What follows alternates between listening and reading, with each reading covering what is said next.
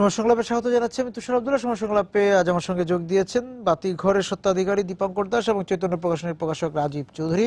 আপনাদের দুজনকে স্বাগত সময় সংলাপে। আমি মেলা শেষ হচ্ছে এই জায়গা থেকে বলা যে মেলা যে শেষ হয়ে যাচ্ছে, এই যে এবারের 21-এর বইমেলা, তারপরে যে এবারের বইমেলা যে বইগুলো বের হলো সেগুলো আসলে পাঠক কিভাবে খোঁজ করে পাবেন সেটা একটু পাঠকের জানারই আগ্রহ। যে অনেকে মেলা আসতে পারেনি বা মেলা এসেছেন, স্টল খুঁজে পাননি, কিনে উঠতে পারেননি, বাজেট স্বল্পতার কারণে অনেক রকম। মেলা তো আসলে এই 4000-5000 বই তো আর একসময় একভাবে কিনে ফেলা সম্ভব না।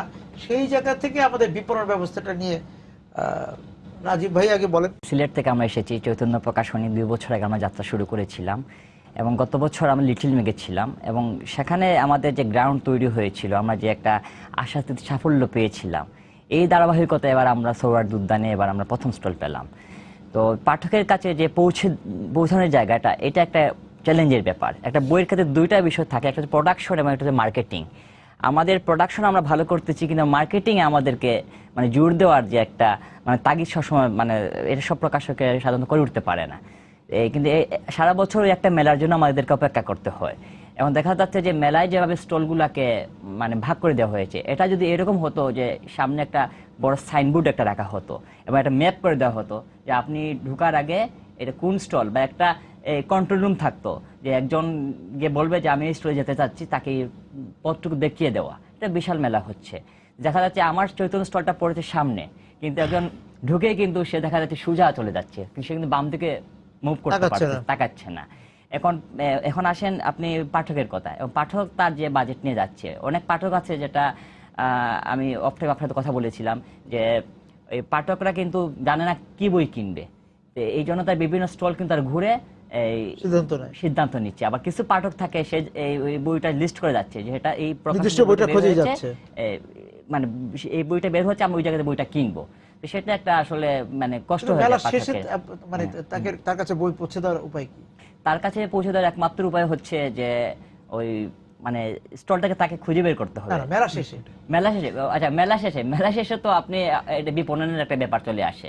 এখন এই পাঠক যদি আপনার এখন উনি কুড়িগ্রাম থাকেন, তা আমি কুড়িগ্রামে কিভাবে বই পৌঁছাবে? এখন তো আপনার বিকাশের একটা মাধ্যম আছে এবং আমাদের একটা অ্যাড্রেস আছে এবং আমাদের নির্দিষ্ট কিছু জায়গা আছে অনলাইনের মাধ্যমে। বইয়ের দোকানে এটা এখন 64টা জেলাতে আমি বই দিতে পারবো না। বইয়ের দোকানে কি এখন এই ধরনের সৃজনশীল বই রাখে না? না, এটা তো আপনি আগ্রহী, আমি জানি না। আমি একটু দীপঙ্কর দার কাছ থেকে ঘুরে আসি এই বিষয়ে। একটু আমাদের একটু বিপণন ব্যবস্থা তো সমস্যা তো রয়েছেই। আমাদের শুধু জেলা শহর নয়, আমাদের সব বিভাগীয় শহরে ভালো বইয়ের দোকান নেই। তো আপনারা হয়তো জানেন, চট্টগ্রামে আমরা 2005 সাল থেকে একটা ছোট আকারে শুরু করেছিলাম। পরে 2012 সালে আমরা প্রায় 3000 স্কোয়ার ফিটের বেশি একটা স্পেস নিয়ে বড় বুকশপ শুরু করেছি এবং সেটার পাঠক রেসপন্সও ভালো। তো চট্টগ্রাম অঞ্চলে এখন প্রকাশকদের একটা ধারণা তৈরি হয়েছে যে চট্টগ্রামে বই পাওয়া মানে বাতিঘরে গেলেই, এবং পাঠকদেরও সে আস্থা আমরা অর্জন করতে সক্ষম হয়েছি যে বাতিঘরে গেলেই বইটা পাওয়া যাবে। এবং আমরা ভালো বইগুলো বেছে আমরা সবসময় পাঠকের কাছে উপস্থিত করি। কিন্তু এটা তো সারা দেশের চিত্র না। ঢাকা শহরেও কয়েকটা বইয়ের দোকান আছে বটে, কিন্তু আপনি অন্য শহরে গেলে, সিলেটেও একটা বইয়ের দোকান আছে, রাজশাহীতেও ছোট আকারে, কিন্তু সব প্রকাশকের ভালো বই বেছে রাখার স্পেস হয়তো নাই, জায়গা নেই। সেটা একটা ব্যবস্থা হওয়া দরকার, যাতে অন্তত সব বিভাগীয় শহরে, পর্যায়ক্রমে বড় শহরে। আমাদের একটা ভবিষ্যতের স্বপ্ন এবং পরিকল্পনা আছে, সেই সামর্থ্য হয়তো আমাদের নাই ঢাকা এবং প্রথমত বিভাগীয় শহরে চালু করা। কিন্তু এই মুহূর্তে যেটা, সেটা প্রকাশকের সঙ্গে প্রকাশককে তো পাঠক চেনে না আসলে। সে অর্থে পাঠক চেনে বই এবং লেখক। উনি যেটা বললেন, এখন যেটা বিদেশে, যেটা আমি যতটুকু আমার সীমিত অভিজ্ঞতা, যে পরিবেশক একটা ব্যবস্থা আছে প্রকাশক এবং এর মাঝে, বিক্রেতা আর পাঠকের মাঝে। আপনি বই বের করলেন, আপনি পরিবেশক, সেই পরিবেশের কাছ থেকে আমি সংগ্রহ করব এবং বুকশপগুলো সংগ্রহ করবে। এটা আমাদের বাংলাদেশের প্রকাশনার একটা দুর্বলতা বলে আমি মনে করি। কাঠামোটা তৈরি হওয়া দরকার, খুব দ্রুত হওয়া দরকার। নাইলে সেই প্রকাশক এই বই মেলার পরে তাকে আর খুঁজে পাওয়া যাবে না, পাঠকও সেই বই খুঁজে পাবেন না।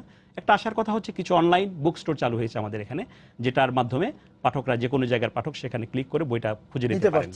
আমরাও বাতিঘরও সেই সময়ের সঙ্গে তাল রেখে আমরা এই বছরের মধ্যে একটা অনলাইন ব্যবস্থা চালু করব, যে ভালো বইগুলো নির্বাচিত একটা সম্ভার নিয়ে একটা, যাতে সারা দেশের লোক ক্লিক করে এখান থেকে বই সংগ্রহ করতে পারেন ঘরে বসে।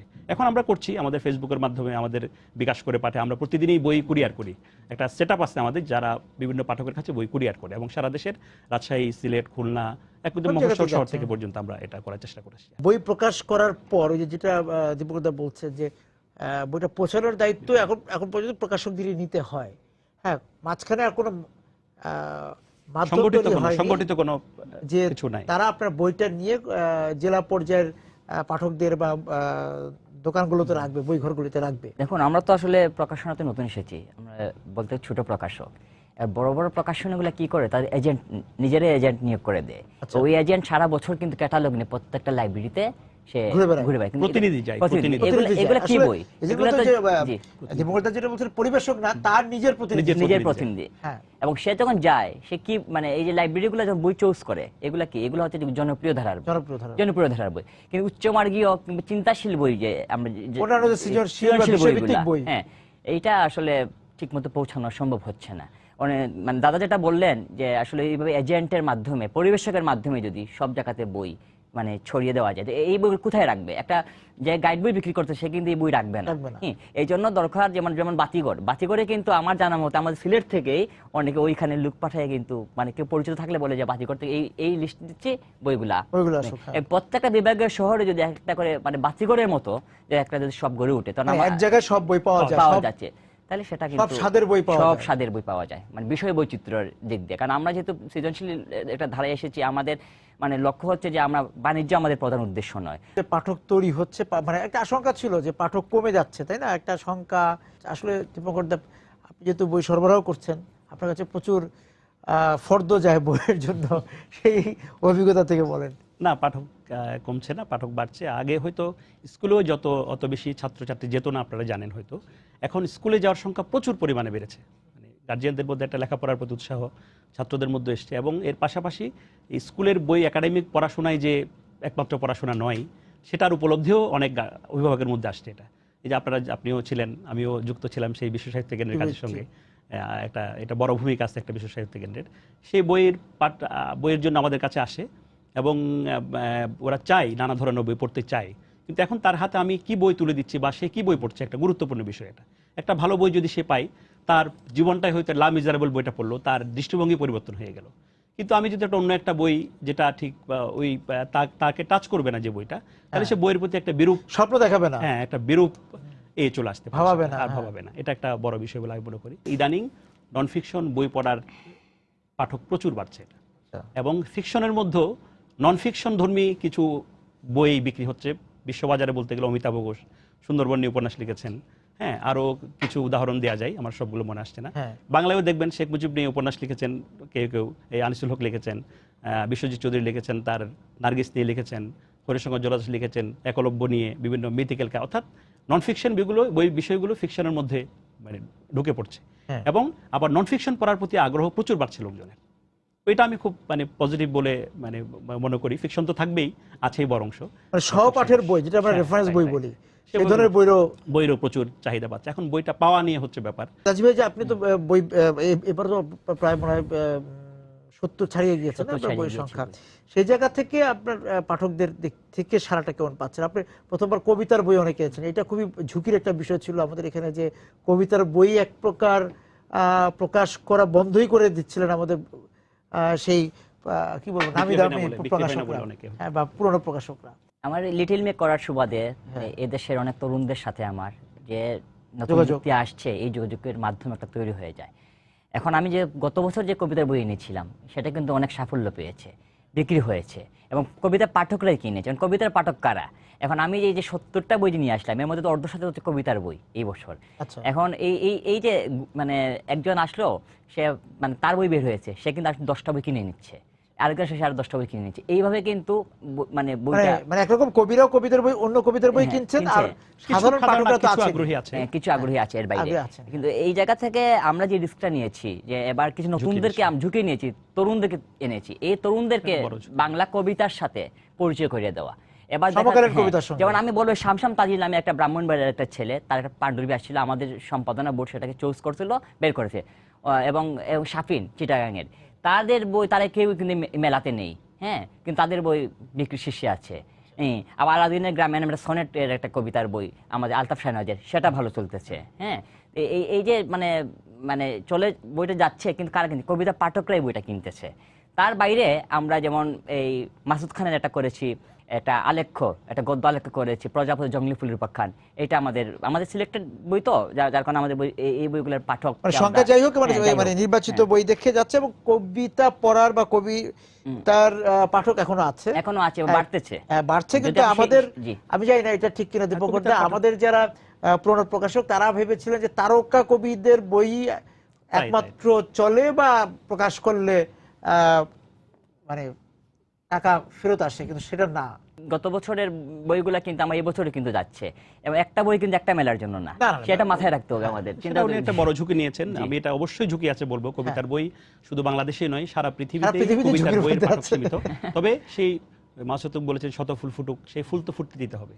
পুনরায় হয়তো সেই ঝুঁকি নেবেন না, আমাদের নতুনদেরই সেই ঝুঁকি নিতে হবে, নতুন লেখক বের করতে হবে। এই জায়গাতে ইতিমধ্যে আপনার কাছে আপনি নিজেও এবার প্রকাশক হয়ে গিয়েছেন। হ্যাঁ, এই জায়গা থেকে যে রাজীবের মতো অনেক তরুণ প্রকাশক আমরা দেখছি, আপনার আমার যারা পরিচিত পুরনো প্রকাশক যারা, তাদের চেয়ে তরুণদের কিন্তু আমরা যদি এটাকে পণ্য ভাবি, প্রোডাকশন উৎপাদনের যে কোয়ালিটি, হ্যাঁ, যে মানটা কিন্তু অনেক ভালো নতুন প্রকাশক। এটা ঠিক বলেছেন। আসলে আমি অনেকগুলো স্টলে ঘুরে দেখেছি, বিশেষ করে কমিক্সের কথা সবটা একটু আগে বললাম, এবং নতুন যারা করছেন প্রোডাকশন, এবং আমরাও চেষ্টা করেছি, খুব বেশি ভালো হয়তো পারিনি, কিন্তু বাতিঘরের স্টলে যারা আসছেন একবার বই উল্টে দেখছেন, রাজীব একটু আগামীগুলো উল্টে, একদম এটা অন্যরকম বইয়ের প্রকাশনা। এখন কিন্তু সারা পৃথিবীতেই বইয়ের একটা প্রকাশনা একটা গুরুত্বপূর্ণ, কিভাবে বইটাকে আপনি কিভাবে উপস্থাপন করছেন, কোন বইয়ের কি সাইজ হওয়া উচিত, কোন বইয়ের কি রকম মোড়ক তো আছেই ভালো, ভিতরের পেজ লেআউট থেকে শুরু করে সব জায়গায় পরিকল্পনার ছাপ থাকতে হবে। স্পেস কতটুকু রাখছেন আপনি, এটা এবং নির্ভুল বানানে বই বের করা, বই সম্পাদনা করা, এগুলো আমরা আমার মনে হয় নতুন প্রকাশকরা অনেক গুরুত্বের সঙ্গেই করছেন জিনিসটা, এবং আমি একটা ভালো সম্ভাবনা এখানে দেখি। হ্যাঁ, আমি দেখলাম যে অন্যরা হয়তো একটা পাণ্ডুলিপি নিচ্ছেন, ওই যে অনেকে সম্পাদনার প্রশ্ন নাই, কিন্তু নিচ্ছেন, বইটা প্রকাশও করছেন, কিন্তু যে বিষয়ের উপর বই, সেই বইটা কিভাবে প্রকাশ করতে হবে সেই দিকে তাদের মনোযোগ আমি খুব একটা দেখছি না। নতুনদের পুরনোদের মধ্যে দুই একজনের কথা বলা যায়, সেটা তো অবশ্যই ব্যতিক্রম, এবং অন্যরা যারা এটা তো দুই একজন, কিন্তু একদম গড়পড়তা যদি আমরা বলি, তারা একটু অমনোযোগী হয়ে পড়েছেন, আর সেটা একটা বিষয়। আমি একটু বিরতিতে যেতে চাই, এসে একটু আপনাদের দুজনের সাথে কথা বলবো যে শিশুদের বই নিয়ে, কারণ তারাই তো আমার আগামী দিনের বিনিয়োগের জায়গা, তারাই তো আসলে পাঠক হবেন। তাদের জন্য আমরা দেখি যে অনেক রকম প্রকাশক, হয়তো আপনারা একটা ইউনিট করে পেয়েছেন, অনেকে দুটা তিনটে ইউনিট করে নিয়ে এসেছে বাচ্চাদের বা শিশুদের বইটা, কিন্তু সেই বইগুলোর জন্য যে এই বইগুলো নিয়ে যে শিশুরা বেরোচ্ছে মেলা থেকে, তাদের প্রতি আমার এক ধরনের সমবেদনা কাজ করে, যে এই বইটা নিয়ে তো বাচ্চাটা প্রতারিত হচ্ছে, শিশুটা প্রতারিত হচ্ছে। আপনার এখানে আমি চট্টগ্রামে দেখেছি যে শিশুদের অনেক বই আছে, যে পড়ার, ওখানে বসে পড়ার একটা পরিবেশ আছে। হ্যাঁ, সেই জায়গা থেকে। কিন্তু যে প্রকাশনাগুলো আসছে, অনেক প্রকাশনা মৌসুমী প্রকাশক দেখি শিশুদের নিয়ে। হ্যাঁ, তারা আমাদের যারা ওই যে পুরনো যারা প্রকাশক আছেন, তাদের কিন্তু অনেক ভালো ভালো বই আছে, কিন্তু তাদের কাছে যাচ্ছে না। নতুন অনেকে আসছে, নতুনরা কেউ কেউ ভালো করছে, কিন্তু অনেকে আছে কিন্তু মৌসুমী, তারা শুধুমাত্র বইমেলা আসছে, কিছু রং টং চড়িয়ে বই নিয়ে আসছে, সেগুলো আমাদের সংস্কৃতির সঙ্গে যায় না, আমাদের বাংলাদেশের ইতিহাসের সঙ্গে যায় না, এগুলি হয়তো টেলিভিশনের সিরিয়ালের সঙ্গে যায়। এই ধরনের বই নিয়ে আসছে, এবং বাবারা কিনেও দিচ্ছেন এই ধরনের বই। একটা সমস্যা বইমেলা আমি যেটা দেখলাম, শিশুদের প্রকাশকদের একটু আলাদা করে জায়গা হলে ভালো হতো, যেখানে কিন্তু এটা আমি দেখলাম মিক্সড হয়ে গেছে। আবার অনেক প্রকাশকের সঙ্গে এলোমেলো হট্টিটি দেখলাম, যাদের আমি খুঁজেছি ঢাকা কমিক্স, অন্য প্রকাশকদের সঙ্গে মিক্স, ফলে পাঠকরা কনফিউজড হচ্ছেন। আরেকটা জিনিস এবার আরেকটা থাকা দরকার ইনফরমেশন সেন্টার। সব বইমেলাগুলো দেখেছি আমরা তথ্য কেন্দ্র, যেখানে কোনো তথ্য কেন্দ্র নেই, পাঠক পাবলিশার খুঁজছেন এটা কোথায়, কিন্তু কেউ কিছু বলতে পারছে না। ফলে আমার মনে হয় একাডেমির গুরুত্ব দেওয়া উচিত। আর শিশুদের বই যেটা বললাম, আমরা এবার 16টা বই বের করলাম, তার মধ্যে 7টা বই ছোটদের, 3টা কিশোর জীবনী, নন্দলাল বসু, মহাত্মা গান্ধী এবং গৌতম বুদ্ধের জীবনী, আর 4টা বই করছি। তার মধ্যে একটা উল্লেখযোগ্য বই হচ্ছে সোনার বাংলা রূপলি কথা, অর্থাৎ শিশু কিশোরদের উপযোগী প্রাচীন বাংলার ইতিহাস গল্পের মতো করে বাচ্চাদের বলা, এটা আমরা করেছি।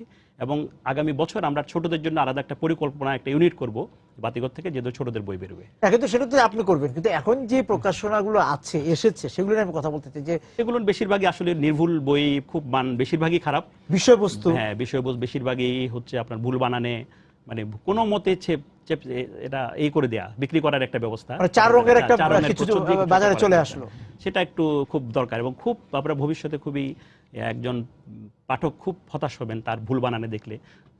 শিশুটা কিন্তু অসাধারণ সেন্স তাদের, হ্যাঁ, সে খুবই ভালো মন্দ খুবই বা গল্পটা পড়ার পর পড়লো, ভালো লাগলো, তাকে তখন সে বইয়ের প্রতি স্পর্শ করা, শুধু রং দিয়ে তো আর বই বাচ্চাকে টানা যায় না। বইয়ের প্রতি বিতৃষ্ণা তৈরি হয়ে আসতে পারে। আমার একটু আশা করব যারা শিশুদের প্রকাশক তারাও ভবিষ্যতে বিষয়টা, সেক্ষেত্রে বাংলা একাডেমির কোনো ভূমিকা আপনি রাখতে চান কিনা, গ্রন্থ কেন্দ্রের ভূমিকা রাখতে চান কিনা? নিজেরা শিশু তো একাডেমির একটা প্রকাশনা সেল আছে না, সেটা বাংলা একাডেমির পক্ষে হয়তো সম্ভব না।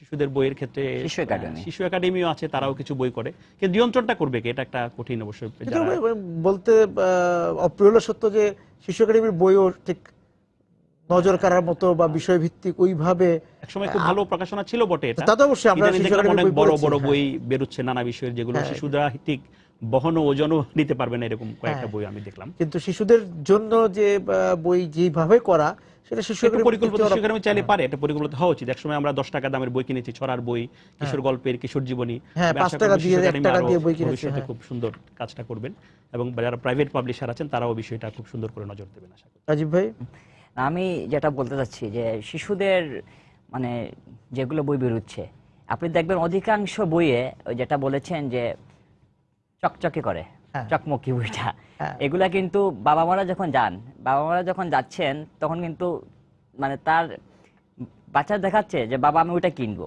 ওইটা কিন্তু উনি নেড়ে চেড়ে দেখতেছে না যে ভিতর কি আছে না আছে।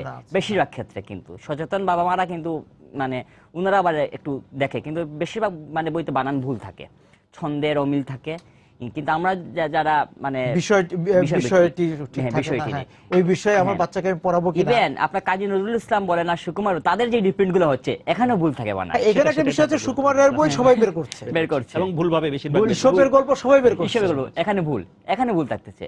তো সেটা থেকে মানে মুক্তির উপায় হচ্ছে যে এই ব্যাপারে একটু মানে যদি বাংলাদেশের যে আমাদের বাংলা একাডেমি বা শিশু একাডেমি তারা এই ব্যাপারে একটু নিয়ন্ত্রণ যদি করে, যে একটা বই মানে বের করার আগে এইটাকে মানে ছাড়পত্র নেওয়ার মতো করে ব্যবস্থা করে দিয়ে দেয়। না, সেটা একটা বড় ছাড়পত্রের জায়গা তো আপনার স্টল বরাদ্দ দেওয়ার সময় যখন বইগুলো জমা দিচ্ছে তখন দেখা যায় এই বইগুলো আসলে একটু কঠিন আসলে নিয়ন্ত্রণ করা, এখন পাবলিশারদের উপর ডিপেন্ড করবে। কয়েকটা ভালো পাবলিশার তো আছে, ছোটদের বই করে, তা তো অবশ্যই তার সেটা তো আছে, আর দামটাও কিন্তু অনেকটা বেশি পড়ে যায় বইয়ের। আর আরেকটা ব্যাপার হচ্ছে এইসব বইয়ের ক্ষেত্রে ইলাস্ট্রেশন একটা গুরুত্বপূর্ণ ভূমিকা রাখে। এই বইগুলো কিন্তু খুব গুরুত্ব দিয়ে করতে হয়, কারণ এই সাথে স্কেচের একটা ব্যাপার থাকে, ছবি কিন্তু কথা দাম বলে, একটা গুরুত্বপূর্ণ বিষয়, এই যে দামের ব্যাপারটা, যে ইলাস্ট্রেশনের কারণে বইতে দাম বাড়বে একটু। আর এই যে এবং মানুষ মনে হয় বেশি দাম দিয়ে কিনতে খুব বেশি কুণ্ঠা করে না, যদি বইটা সেরকম প্রোডাকশন হয়, সেরকম কন্টেন্ট থাকে। বাচ্চাদের বই এটা করে না, যে মানে পিতা তার মানে ছেলেকে সন্তানকে ওই দামে কিনে দিচ্ছে বই। আর এখন সব সময় তো বইয়ের দাম আমরা সেই অনেক আমল থেকে শুনে আসছি, বইয়ের দাম বেশি। আসলে সবকিছুর সঙ্গে বইয়েরও একটা এটার সম্পর্ক আছে, যে বই বিক্রি করে, যে বই প্রকাশ করে, তাকে এটা করেই হয়তো চলতে হবে যদি পেশাদারি হিসেবে আপনি চিন্তা করেন। ইলাস্ট্রেশন গুরুত্বপূর্ণ কেন বলছি, যে মানে একটা শিশু কিন্তু তার লেখার চেয়ে কিন্তু ছবিকেই প্রথমে গুরুত্ব দেয়, ছবি কিন্তু তার মনের মধ্যে গেঁথে যায়, ছবিটা দেখে সে বইয়ের ভিতর প্রবেশ করে। হ্যাঁ, তো আমার মনে পড়তেছে যে আমরা যেটা চাচ্ছি যে মানে ওতে অজগর আমরা পড়েছি, এখন এটা চেঞ্জ করতে চাই আমরা চাই ওতে অপূর্ব বাংলাদেশ একটা বাচ্চা শিখবে। ডাক্তার আসার মানে আগে রোগী মারা যায়নি, ডাক্তার আসার পর রোগী মারা গিয়েছে।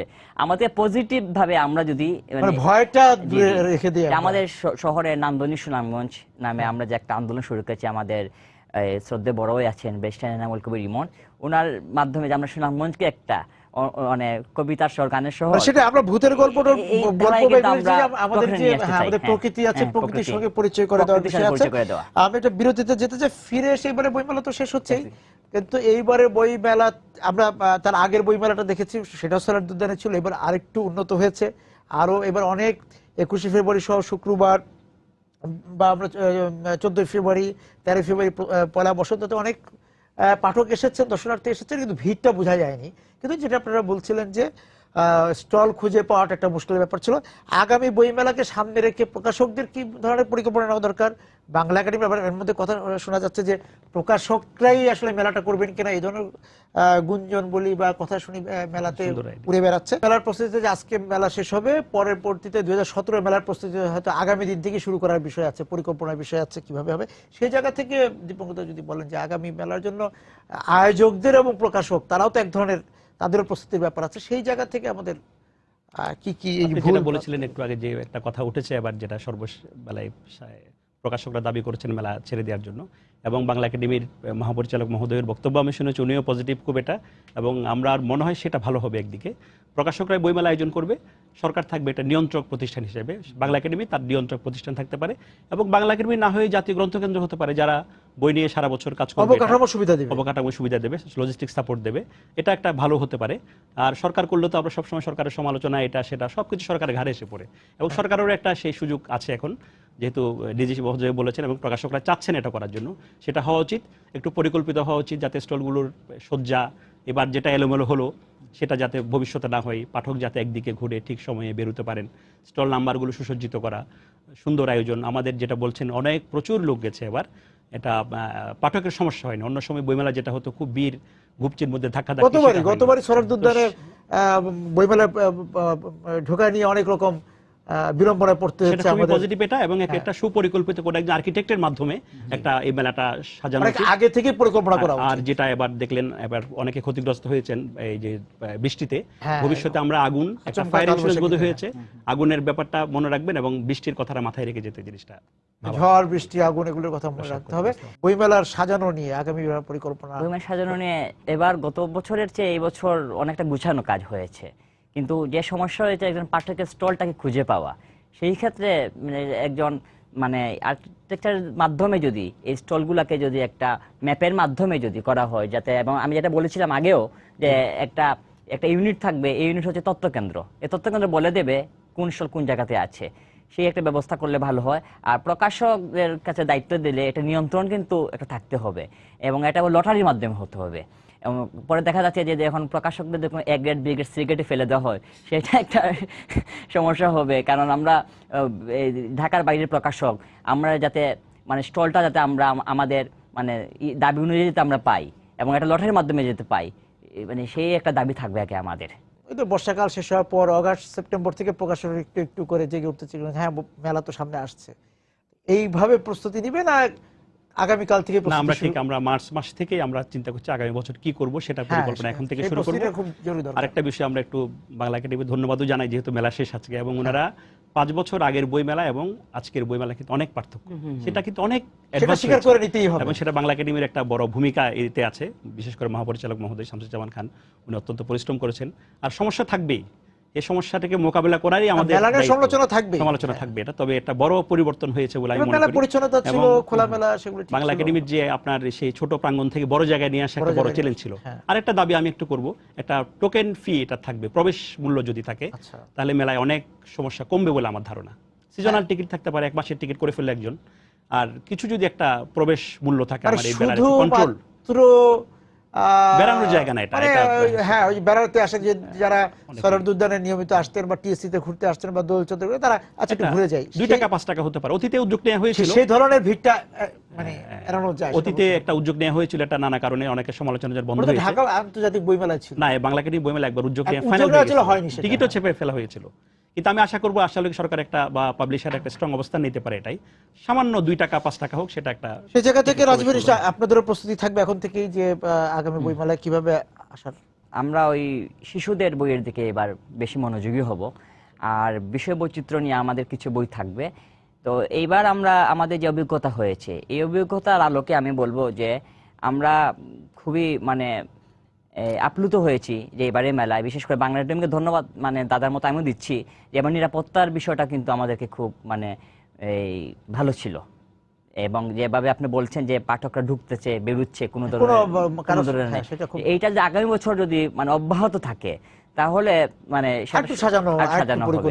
আমাদের প্রস্তুতি কিন্তু ফেব্রুয়ারির পর থেকেই শুরু হয়ে যায়। সেই জায়গা থেকে একটা বিষয় হচ্ছে যে এই মেলাটা শেষ হলো, কিন্তু ওই যে কথাটা আমরা অনুষ্ঠান শুরুর আগে নিজেরাই আলোচনা করছিলাম যে মেলাকে ছড়িয়ে দেওয়া, সারা বছর মেলা রাখা যায় কিনা, তাহলে কিন্তু যে বিপণনের একটা সমস্যা কিন্তু অনেকটাই মিটে যায়। সেটা গ্রন্থকেন্দ্র করে, কিন্তু অনেকটা কিন্তু যে প্রকাশকদের মাধ্যমে এটা হয়, প্রকাশকদের মাধ্যমে, যেমন 7টা 8টা 10টা প্রকাশক মিলে হয়তো একটা মেলা করতেছে বছরে, যেমন একটা শীতকালীন বই মেলা।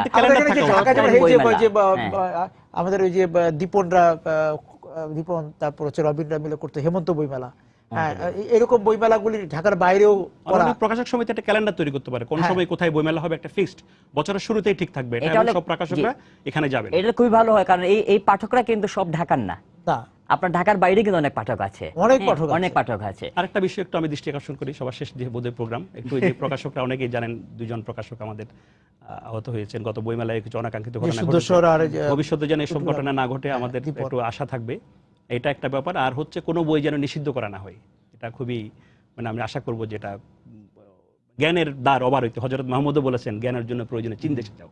হ্যাঁ, জ্ঞান মুক্ত থাকা উচিত। এবং এই ক্ষেত্রে শৃঙ্খলা রক্ষার বই করার ক্ষেত্রে আবার প্রকাশকদেরও দায় আছে ব্যাপার আছে যে কোন বইটা করতে, যেটা আসলে বইটি আমি জানি না, মানে প্রকাশকরাও বিবেচনা করবেন যে কতটুকু ওই যে যেটা এই কাজগুলো মনে হয় ওইভাবে হচ্ছে যে যেহেতু আমাদের অনেক প্রকাশনারই সম্পাদনা পরিষদ থাকে না, এডিটোরিয়াল প্যানেল থাকে, এবং যাতে এরকম বিষয়টা থাকে ধর্মানুভূতিতে আঘাত যতটুকু মানুষকে ব্যক্তিগত যুক্ত করে দেয়, সমালোচনার জবাব সমালোচনা দিয়ে হওয়া উচিত। আর এটা সেটা একটা ব্যাপার, আপনি একটা বই লিখেছেন, আরেকটি বই দিয়ে সেটা সমালোচনা করলে সেটাই আসলে লেখক এবং প্রকাশকদের মানায়।